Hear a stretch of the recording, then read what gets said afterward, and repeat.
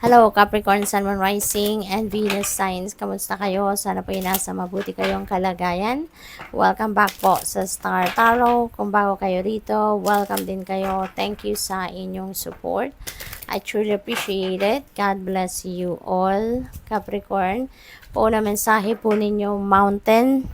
Know that you are protected as you face challenges but remain cautious. Ayan. So, binabantayan kayo, pinoprotektahan kayo, you're being kept safe, no, ng universe and the rest of your spirit team.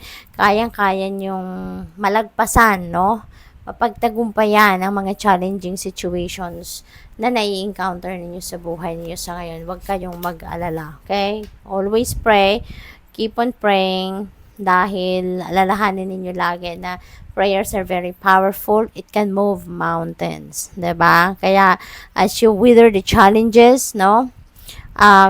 Continue lang, no? Mag-ano ka lang, mag-persevere ka lang, magtiwala ka lang, no? Na the Spirit has your back. God has your back. Kahit anumang bigat, no, ng pagdaanan ninyong challenging situation, always think positive, no? Always hope for the best possible outcome at lagi ninyong iisipin na lahat ng problema may solusyon. Lahat ng challenges may way out yan, no? So, kanya-kanyang timing lang tayo. We need to be patient, no? Habang tayo ay lumalaban sa hamon ng buhay, also be patient. May mga bagay na hindi pwedeng i-rush, may mga bagay na hindi pwedeng madaliin, hindi pwedeng ipilit ang mga gusto natin. So, we really need to be patient at saka always follow what your intuition is telling you. Kasi, yan ang gabay sa inyo ng Divine Universe. Okay? Birth, universal energy brings you opportunity and possibility. Ayan. So, ang daming paparating na opportunity, Capricorn. Okay? So, maybe, sa pagtatagumpay ninyo sa mga pagharap sa mga challenges na to, merong mga magbubukas, no, na pinto para sa iyo, and it's going to bring forth multiple opportunities and possibilities, no, na makakatulong sa iyo na makapagsimula ka. We have love. Wow, oozing with love. It's February, so it's love month. Sabi dito, love surrounds all your connections. Napakaganda. So, move forward positively in all areas of life. Diba? Wow. So, maybe then, kasi you are, diba, kung anong energy yung pinuput out natin into the universe, yun ang na-attract natin towards us. Kaya maybe, you are projecting love, you are seeing things, people, situations in the eyes of love. Kaya, love also surrounds you sa ngayon, diba? Kaya napakaganda. And, things are falling into its right places na, Capricorn. Napakaganda. So, what else? Listening with your heart, I trust the messages I receive from my heart. Ayan, see, talagang ano kayo ngayon. Siguro napaka-compassionate ninyo. Siguro napakalambot ng puso ninyo, no? At saka sa ngayon, yung guidance sa iyo ng universe talagang nandiyan. Maaring pinapadalhan kayo ng mga mensahe through your intuition, through your inner wisdom, through your inner voice, yung mga ganon. So, laging may bulong sa inyo ang universe and the rest of your spirit team.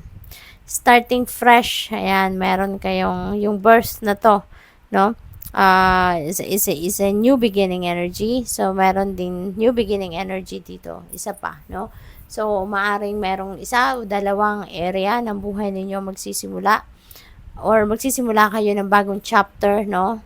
Sa ngayon. So, napakaganda kasi starting fresh is always exciting, hindi ba? Like parang merong bagong bihis ang certain area of life ninyo. So, it's always fresh.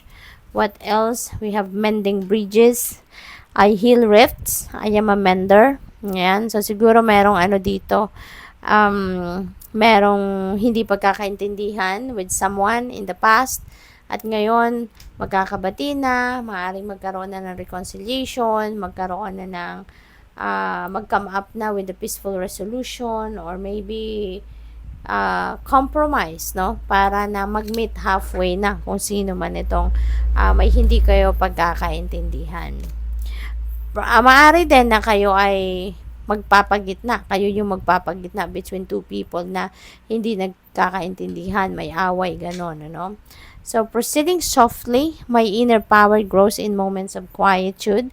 So, siguro, nagmumuni-muni kayo, nag-iisip, nagmumuni-muni, nagdinilay-nilay, you are trying to, at you're siguro trying to do some reflection time dito, no? As you head towards this new beginnings, so siguro pinag-iisipan din ninyong mabuti, ang diskarte, nag-iisip kayo ng maigi kung ano yung gagawin ninyo, making plans, siguro, yung gano'n, no? At saka, siguro, yung reflection time ninyo na yan, talagang nakikinig kayo, no, sa gabay sa inyo ng Divine Universe. We have gateway, and speaking of mga bagong pinto, no, bagong opportunities na dadating, there is gateway opening up for you, no, and this is very inviting, very optimistic yung dating ng gate na to, no, so talagang merong liwanag, no, na nag-iimbita sa inyo para pumasok kayo. So this could be a very promising energy, no, na nandito Capricorn, kaya napakaganda. We have voyage, may travel siguro kayo Capricorn, no. This could be travel over water, baka magko-cruise ang iba sa inyo, mamamasyal, something like that. Pwede rin naman na yung travel na to, since this is a general reading. So, any kind of transportation siguro, no? So, maaring magta-travel by air ang iba, over water, by land, yung ganon. But definitely, there is travel. Leadership, yan, baka magiging na kayo, magiging boss, magiging manager, magiging supervisor, Capricorn. Baka aangat na dito yung inyong posisyon sa trabaho, or maybe you are assuming a new role, no, as in you're going to lead a group, you're going to lead a company, you're going to lead a department, maaaring ganon. So congrats. We have power, ayan, so talagang baka mapupunta na kayo sa powerful posisyon sa kumpanyang pinagtatrabahuan ninyo, no? So talagang magiging leader na kayo. Maaaring magkakaroon na kayo ng rito, ng authority, no, sa posisyon na hahawakan ninyo sa ngayon. So good luck. Thank you for watching. Love and light. Namaste.